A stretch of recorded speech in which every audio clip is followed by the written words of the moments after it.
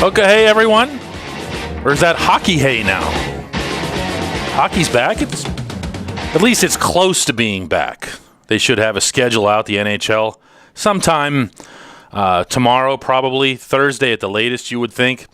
The word right now is that the Penguins would open at Philadelphia, which would be obviously amazing given where they ended up last year, how they ended up last year, and how eager they'd be to do something about that.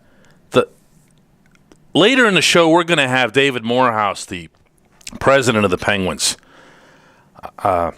Unlike some team presidents, he's not directly involved in the sporting side of things. He oversees the business, but he's amazing with his knowledge of what he does, how he does it, the amount of branding that they do, the amount of studies that they do about who follows the Penguins, how closely, how old are they, why do they follow them, how the sport is growing in this area at a youth level. Should make for, I hope, a pretty interesting interview for you, particularly for those of you who participate or follow sports and hockey in particular at the younger levels around here. The future is actually much brighter for hockey in our region than it is even now. We're also going to have Alan Robinson on later. He's going to be talking Steelers, of course. He's the Tribs beat writer. We're going to be looking ahead to the draft, to who the Steelers might keep, who they might let go, how are they going to get under the cap when they're $12 million over right now. And yeah, we're going to look ahead to the rest of the NFL's playoffs as well, and who possibly could beat the New England Patriots the rest of the way. But we've got hockey back. It's a tremendous thing. I'm not going to lie. I've never hidden this. Hockey's my sport. I consider it to be the world's greatest sport. Loved it, played it. It's a beautiful thing to watch. It's an even more beautiful thing in my eyes to see how it's grown in our area, and to see the 3 Stanley Cups that the Penguins have won over the years. And I guess the question that we all have now as we look ahead is, can they win a 4th?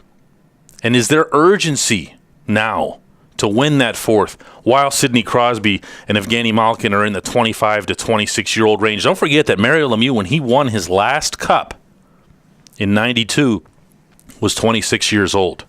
The chances don't just keep coming and coming and coming. You have to take advantage of what you have when it's there. The Las Vegas odds makers put the New York Rangers as an 8-1 favorite and gave the Penguins an 8 1/3 or something like that to 1, if memory serves. Like, they had to find a fraction just to make sure that they had one team, because it would look pretty lame, I guess, to just put out 2 teams as the odds-on winners. I don't know that the Penguins are legitimately the Stanley Cup favorite. The Rangers are going to be good. They added Rick Nash. They're very deep. They're disciplined on defense. We've seen them block shots. They have some scoring up front, not a ton. Marian Gaborik, Brad Richards. They have a world-class goalie in Henrik Lundqvist. They might be the team in the East. If the Penguins are going to become that team, and I'm not saying that they're not, but just to play a little bit of a devil's advocate with you here, if you look at them depth-wise, they're still deep.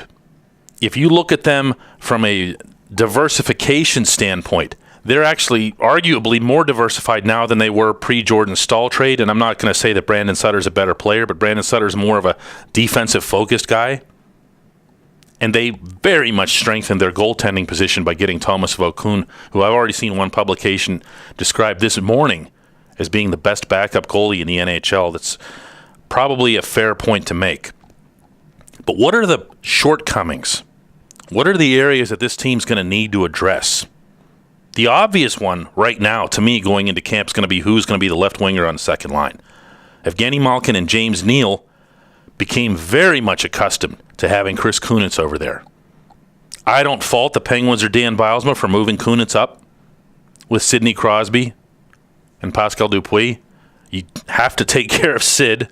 They tried to do that with the signing of Zach Parise before the Minnesota Wild, who gave up $100 million to do that. I think it's going to be Tyler Kennedy going into the season, and I think you're going to see Ray Shero try to address it at the trade deadline further. But Kennedy is your guy for now. Not everybody's going to be crazy about that. They're talking about, some were talking about Eric Tangradi, talking about Bo Bennett. These are young guys. This isn't the time to be experimenting. This isn't the time to be tinkering and letting guys get their feet wet. It's a short schedule. Kennedy, you at least have a pretty good idea what you're going to get out of him, and you can have him take you to the deadline. They're solid up front. They're big enough up front. They're fast. I think they can kill penalties better than they did. Certainly better than they did against the Flyers. But are they strong enough on defense? I think that's a valid question right now. Zbynek Michalek did not play particularly well while he was with the Penguins, but you kind of knew what you had, and you lost some depth by losing him. Paul Martin is back, which I see as only a minus, possibly in the literal sense, too, once we get going. I wish the Penguins and Ray Shero had done something more aggressively to move him. They claim somebody would have taken his money. I'm not sure that I believe that, but if not, this coming summer, there's a new amnesty clause where they can just basically buy somebody out. But right now, as it shapes up, Letang and Orpik are your top two guys. Matt Niskanen moves up to the next pairing. I like that. I think he's going to be a good player. Sidney Crosby told me he thinks he's going to be the Penguins' breakout player for the year. But then you have Paul Martin. You're looking at Derek Engelland. You're looking at someone who spent most of the season for your sixth choice at Wilkes-Barre. That's not some auto Stanley Cup winning defense. It just isn't. The only way that it would be is if Letang came in and performed at the level that we saw a couple of years ago. Does he still have that in him? He's obviously still very young, presumably healthy. Does he want to be that number one, that Norris Trophy type defenseman that everybody knows that he can be? Kid's got it all. If he goes out there and logs 26, 27 minutes, he becomes that horse for you, especially in the bigger games. Then your defense takes on a different look, I think. Orpik can certainly match that with him. Plus, Orpik wouldn't have to play the power play. I think that's going to be one of the bigger variables here. Chris Letang knows he's up for the contract of his life coming soon. He knows the Penguins are ready to pay. I think this is going to be a very, very big year for him. I'd like to see the Penguins at some point give Simon Despres a chance, but it's pretty telling that he hasn't come up yet from Wilkes-Barre. To me, that's the area that this team needs to make sure is bolstered as much as possible. Because when you get down to what happened to them against the Flyers, yes, Fleury was bad. Yes, the penalty killers up front were bad. But ultimately, it still came down to a very rattled defensive core.